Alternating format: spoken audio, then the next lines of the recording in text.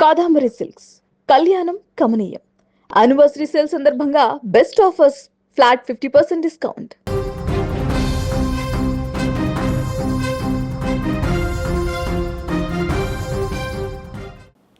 రంగారెడ్డి జిల్లా షాబాద్లో హైదరాబాద్ శివారు ప్రాంతంలో ఒక్కసారిగా సైకో వీరంగం సృష్టించాడు. ఒకే కుటుంబానికి సంబంధించినటువంటి ముగ్గురుతో పాటు తన కుటుంబంలో ఉన్న భార్య, 2 కుమారులు కూడా బలి తీసుకున్నాడు సైకో రాజ్ కుమార్. 17 సంవత్సరాలకు సంబంధించినటువంటి ఒక యువతిని ప్రేమ పేరుతో గత కొన్ని రోజులుగా వేధిస్తూ ఉన్నటువంటి రాజ్ కుమార్ పోలీసులు అక్కడ ఉన్నటువంటి కుటుంబ సభ్యులు పోలీసులకు ఫిర్యాదు చేశారు. పోక్సో చట్టం కింద కేసు కూడా నమోదు చేయాలని ఆ బాధిత యువతకు సంబంధించినటువంటి కుటుంబ సభ్యులు పోలీసులకు ఫిర్యాదు ఇచ్చారు. అయితే పోలీస్ స్టేషన్లో కేసు నమోదైంది, కానీ రాజ్ కుమార్ని స్క్రీన్ మీద కనిపిస్తున్నటువంటి ఈ దుర్మార్గుడు కిరాతకుండి పోలీసులు పట్టించుకోలేదు. పోలీసులు కేవలం కౌన్సిలింగ్ ఇచ్చి మాత్రమే ఇతను విడిచిపెట్టాడు. పోలీసులు చేసినటువంటి ఒక నిర్లక్ష్యం మొత్తం 6 ప్రాణాలను బలికొంది.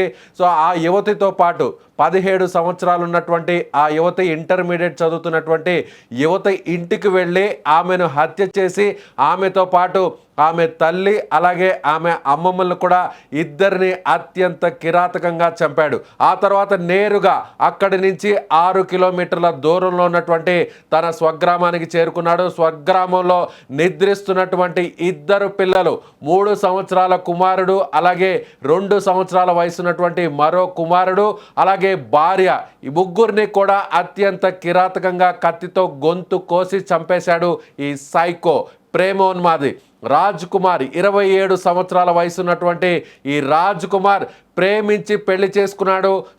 పెద్దలు ఒప్పుకోకపోయినా కూడా తన భార్యకు సంబంధించినటువంటి ఎవరైతే పార్వతి సరిత 30 సంవత్సరాలు ఉన్నటువంటి ఈ యువతిని గతంలోనే 6 సంవత్సరాల కిందట ప్రేమించి వివాహం చేసుకున్నాడు.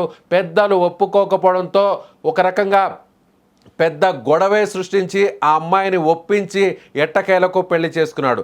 ఆ అమ్మాయి తరపున బంధువులు మాత్రమే పెళ్లికి వచ్చారు. అమ్మాయి తరపున కేవలం అమ్మాయి తరపున తల్లి మాత్రమే ఇతనితో పాటు ఉంటుంది. అయితే పెద్దలు ఒప్పుకోకపోయినా కూడా కంటికి రెప్పలా చూసుకుంటానంటూ ఆమెను నమ్మ బలికిచ్చినటువంటి ఈ కిరాతకుడు వీరికి 2 పిల్లలు కూడా పుట్టారు. 3 సంవత్సరాలు ఉన్నటువంటి ఒక హర్షిత్ అలాగే 3 సంవత్సరాలు ఉన్న పరీక్షిత్, 2 సంవత్సరాల వయసు ఉన్నటువంటి దైవిక్షిత్. ఈ 2 పిల్లలు పుట్టిన తర్వాత ఇతనికి ఒక పురుగులాగా, మెదడులో ఒక పురుగులాగా మరొక అమ్మాయిని ప్రేమించాలి అనేటువంటి ఒక కోరిక పుట్టింది. ఆ కోరికే ఇప్పుడు మొత్తం 2 కుటుంబాలను బలి తీసుకునేలా చేసింది. ఈ వీళ్ళ గ్రామం రంగారెడ్డి జిల్లా ఏదైతే షాబాద్ మండలానికి సంబంధించినటువంటి దయ్యాలుగూడ ప్రాంతంలో వీరు నివసిస్తున్నారు. ఈ ప్రాంతం నుంచి 6 కిలోమీటర్ల దూరంలో ఉన్నటువంటి షాబాద్ పట్టణంలో నివసిస్తున్నటువంటి 17 సంవత్సరాల వయసు ఉన్నటువంటి ఆ యువతి కాలేజీకి వెళ్ళేటువంటి క్రమంలో, ఇంటర్మీడియట్ చదువుతున్నటువంటి టైంలో కాలేజీకి వెళ్ళేటువంటి క్రమంలో రాజ్ కుమార్ ఆమె వెంట పడేవాడు. గత కొన్ని నెలలుగా ఆమెను వేధించేవాడు, హింసించేవాడు. తన ప్రేమను ఒప్పుకోవాలని, తన కోరిక తీర్చాలని పదే హింసించడంతో ఆ విషయాన్ని ఆ యువతి ఇంట్లో ఉన్నటువంటి పెద్దలకు, తల్లిదండ్రులకు చెప్పడం జరిగింది. మొదట ఈ యువకుడు, ఈ వ్యక్తి, ఈ దుర్మార్గుడు, ఈ ప్రేమోన్మాది, ఈ కిరాతకుడిని అక్కడ ఉన్నటువంటి వారి బంధువులు కూడా పిలిచి మాట్లాడడం జరిగింది. తమ పాప వైపు రావద్దని, తమ పాప వెంట పడొద్దని, అలా చేస్తే పోలీస్ స్టేషన్లో కేసు పెట్టి నీ జీవితాన్ని పాడు చేస్తామని హెచ్చరించడం జరిగింది. అయినా కూడా వదిలిపెట్టకుండా మళ్ళీ వెంట పడ్డాడు. మళ్ళీ వెంట తిరిగి తన కోరిక తీర్చాలని, తన ప్రేమను ఒప్పుకోవాలంటూ కూడా ఆమె వెంట తిరగడం, ఆమెను ఇబ్బంది పెట్టేటువంటి ప్రయత్నం చేశారు. ఇక విధి లేక ఆ యువతకు సంబంధించినటువంటి కుటుంబ సభ్యులు పోలీస్ స్టేషన్లో, షాబాద్ పోలీస్ స్టేషన్లో ఫిర్యాదు చేయడం జరిగింది. ఇది గత 2 నెలల నుంచి కూడా ఈ ఘటన జరుగుతోంది. పోలీసులకు ఫిర్యాదు చేసినప్పటికీ కూడా రాజ్ కుమార్ని పిలిపించి కేవలం కౌన్సిలింగ్ ఇచ్చి మాత్రమే పంపించారు పోలీసులు. పోలీసులు చేసినటువంటి ఒక నిర్లక్ష్యంతో తన ప్రేమను ఒప్పుకోలేదని, అలాగే తన ప్రేమకు భార్య బిడ్డలు అడ్డుగా ఉన్నారని భార్య కూడా ఈ విషయం పోలీస్ స్టేషన్కి పిలిచి పంచాయతీ జరగడంతో భార్య పార్వతి సరిత కూడా తన భర్తను నిలదీసింది.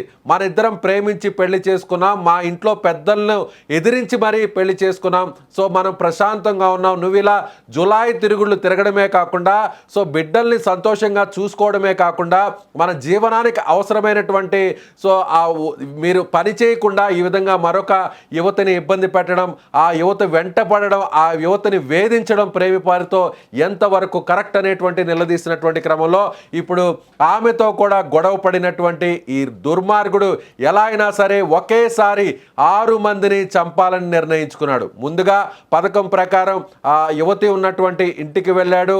సో షాబాద్ పట్టణంలో ఆ యువత నివసిస్తున్నటువంటి ఆ ప్రాంతానికి వెళ్ళాడు.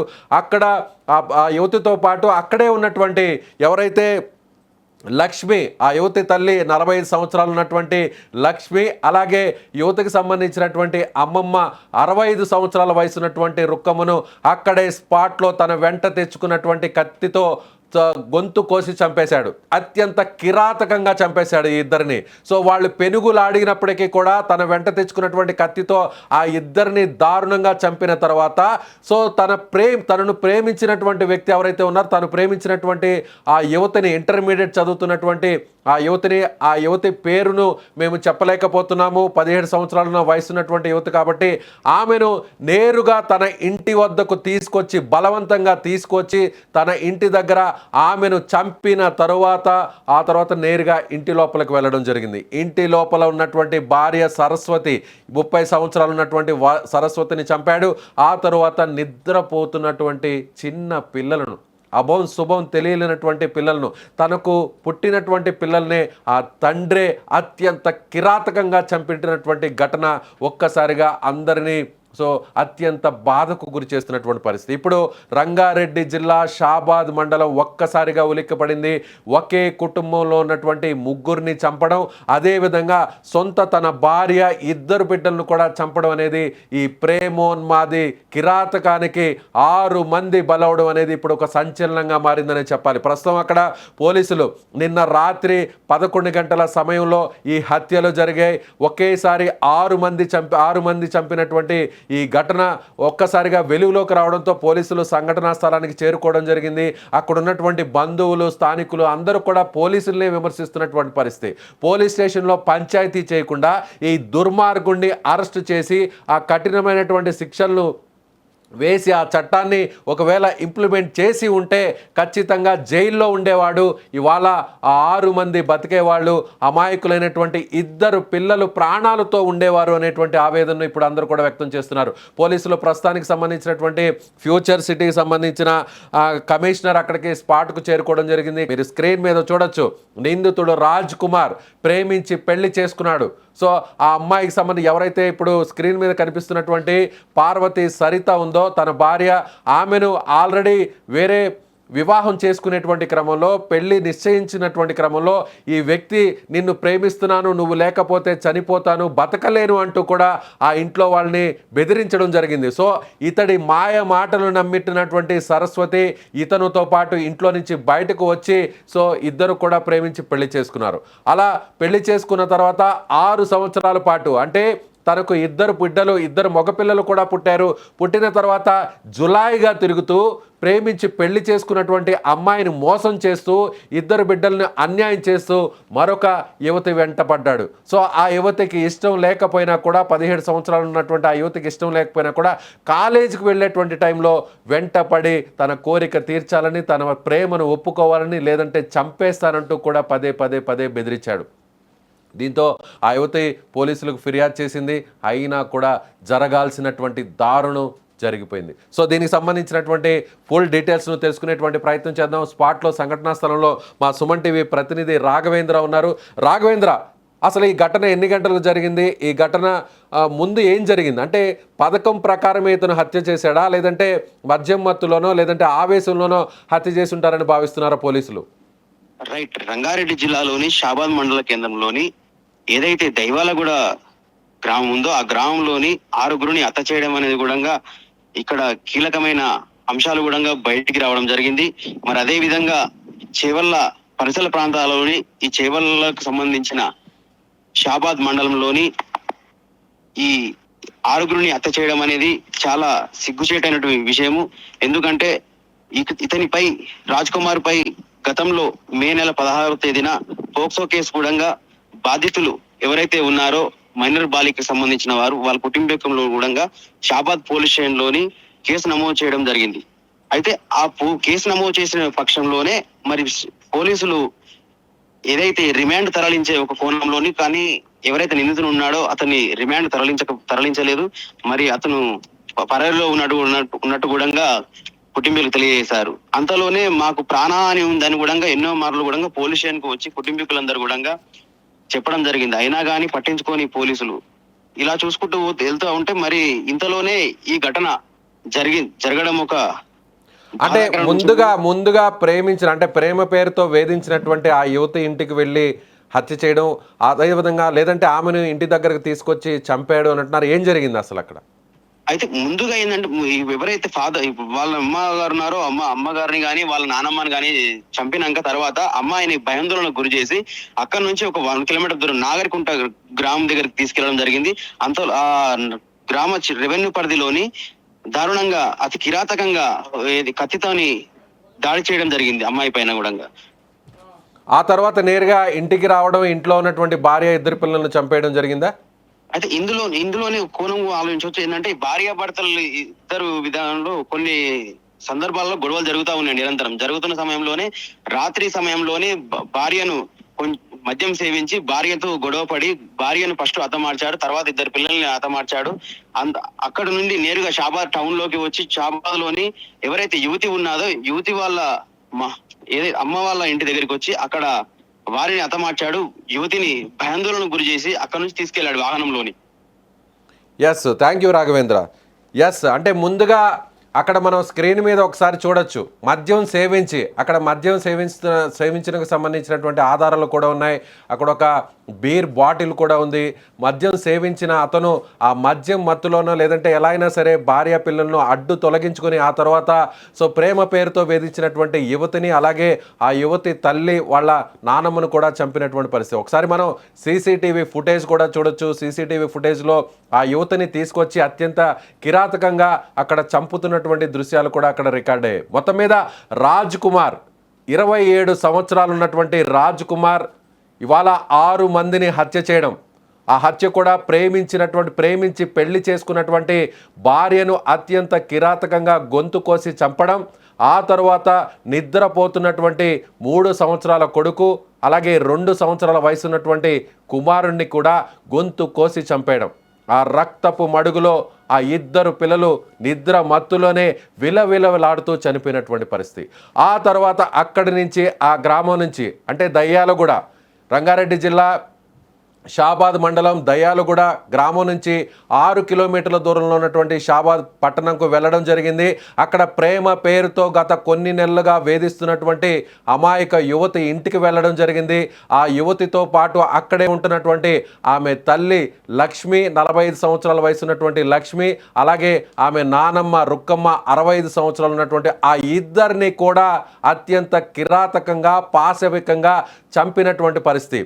ఆ ఇద్దరిని చంపిన తరువాత ఆ యువతను బెదిరించాడు. 17 సంవత్సరాల వయసు ఉన్నటువంటి ప్రేమ పేరుతో వేధించినటువంటి ఆ యువతిని బలవంతంగా అక్కడి నుంచి 2 కిలోమీటర్ల దూరంలో తీసుకువచ్చి అక్కడ ఆ యువతిని కూడా అత్యంత కిరాతకంగా చంపేశాడు.